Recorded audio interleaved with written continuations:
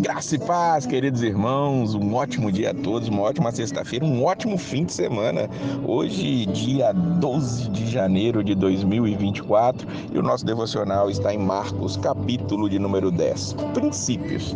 Jesus vai estabelecer aqui dentro deste capítulo vários princípios que são atemporais, que fogem somente do seu tempo e chegam aos nossos. Ele vai falar sobre humildade, sobre divórcio, sobre o cuidado com as riquezas, sobre quem é o maior, e aqui nós vamos ver isso tudo de maneira espetacular.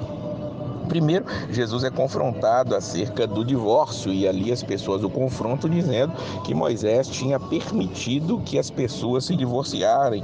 Olha o que diz o versículo 5: foi por causa da dureza do vosso coração que ele vos deu este mandamento. No 4 diz: Moisés permitiu redigir um documento de divórcio e mandar a mulher embora. Jesus está sendo ali confrontado acerca do divórcio e é interessante a resposta que Jesus vai dar para ele. Moisés concedeu aquilo por causa da dureza do coração. E ainda hoje as pessoas usam isso. Mas será que um coração regenerado pelo Espírito Santo pode ter a dureza a chegar a este ponto? Como se pode querer defender como os fariseus se defenderam naquela época? Uma pessoa dura de coração é aquela que não entende a palavra. Um duro de coração é aquele que recebeu o evangelho, como ali na parábola das sementes, e a semente cresceu rápido, mas morreu, porque tinha pedras ali debaixo daquela terra onde a semente, o evangelho, estava florescendo. Então, tomemos cuidado com isso. E é interessante que o que Jesus vai estabelecer aqui é que aquele que se separa e acaba se casando de novo se torna um adúltero, e aquele que se casa com ele também entra no mesmo pacote, e ali esses novos cônjuges também se tornam adúlteros. Cuidado, a questão do casamento é eterno. Esse princípio de que o casamento é indissolúvel é algo que Jesus deixou estabelecido para nós. No versículo 15, Jesus deixa claro para nós que a humildade é algo que precisa estar em nossos corações. Em verdade vos digo, qualquer pessoa que não receber o reino de Deus como uma criança, jamais entrará nele. Jesus está dizendo, temos que ser como crianças, não no sentido da infantilidade, mas no sentido da humildade de uma criança, no sentido de como as crianças conseguem se relacionar e serem ali até punidas, castigadas, e logo depois terem um coração perdoador, e assim precisamos ser também. Jesus também estabelece aqui os princípios de como devemos cuidar das riquezas aqui nessa terra. Os versículos 24 e 25 dizem, os discípulos admiraram-se com suas palavras, mas Jesus voltou a lhes falar, filhos, como é difícil entrar no reino de Deus.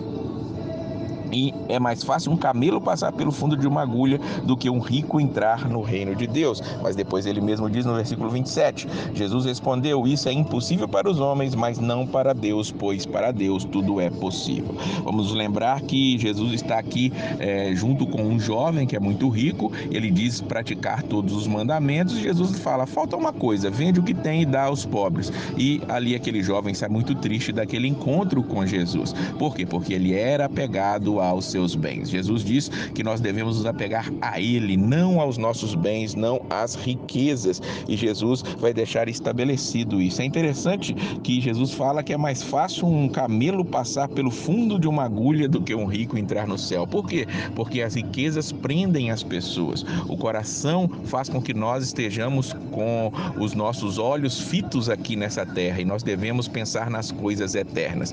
Alguns querem dizer que esse fundo de uma agulha é um lugar onde passavam camelos e tal. Interessante aqui, a gente não precisa nem pensar nisso. A ideia é que é muito, muito, muito difícil, se nós estivermos presos à riqueza, nos voltarmos para Deus. As riquezas são como um Deus para muitas pessoas, e que nós estabeleçamos Deus como maior em nós. Outro princípio eterno deixado por Jesus aqui neste capítulo é que o maior é o que serve, versículos 43 e 44. Mas entre vós não será assim. Antes, quem entre vós quiser tornar-se grande, será esse o que vos servirá. E quem entre vós quiser ser o primeiro, será servo de todos. E por que Jesus vai falar sobre isso? Mais uma vez, depois de falar sobre o seu sofrimento, morte e ressurreição, dos versículos 32 a 34, os discípulos estão distraídos e que vão querer posições, eles querem posições no reino de Deus. Nós temos que entender que os judeus, eles esperam ainda hoje, diga-se de passagem,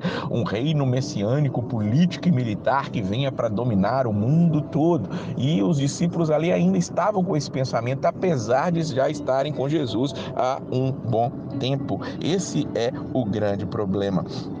Eles pedem a Jesus no versículo 37, concede-nos que na tua glória nos sentemos um à tua direita e outro à tua esquerda. Isso foram Tiago e João, os irmãos, os filhos de Zebedeu, que pediram a Jesus. E aqui, mais uma vez, os discípulos, em vez de olharem para a morte e ressurreição, para o que Cristo está falando como seria o reino dele, eles estão ali perdidos naquilo. E aí, dentro desse contexto, Jesus ensina o que nós lemos nos versículos 43 e 44. Vocês querem ser os primeiros serão os últimos. Vocês querem ser líderes, vocês serão aqueles que estarão servindo. E o melhor de tudo, o maior exemplo é ele mesmo, diz o versículo 45, pois o próprio Filho do Homem não veio para ser servido, mas para servir e para dar a vida em resgate por muitos. Por fim, neste capítulo, Jesus cura um outro cego. Agora este cego recebe um nome, ele é Bartimeu. Jesus cura muitos cegos, os discípulos fazem questão de escrever acerca disso. A cegueira era algo um tanto quanto comum naqueles tempos de Jesus, não haviam oftalmologistas,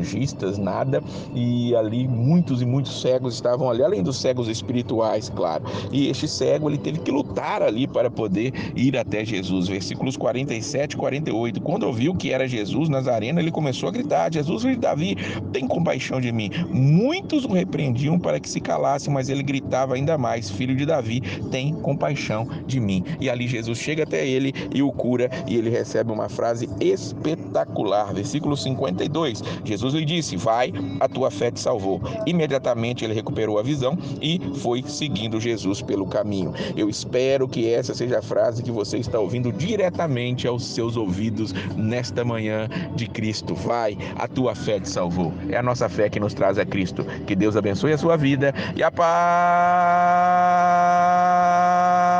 do Senhor.